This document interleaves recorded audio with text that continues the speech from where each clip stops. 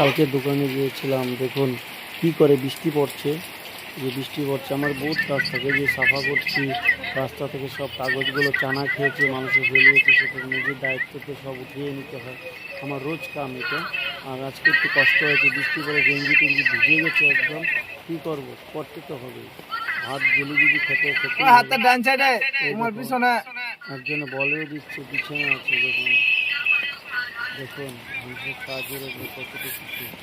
এখন ঝাড়ু মারছি, সে তো টমটম থেকে বলছি, সেই দেখুন কি কষ্ট করে আমি ঝাড়ু মারছি। জল, এই দেখুন জল ভিজে গেছে, সারা গেঞ্জি টেঞ্জি সব ভিজে গেছে আমার। আমি ঝাড়ুটা রোজ কাম করতে হয় আমাকে। ঝাড়ুটা নিয়ে কলের সাথে করে আমার নোংরাতে ঘুরিয়ে, ঘুরিয়ে সেগুলো আবার তুলে দিতে হয়। আমি একটা দোকানের সামনে বসি, সামনে নয় সাইডে বসি।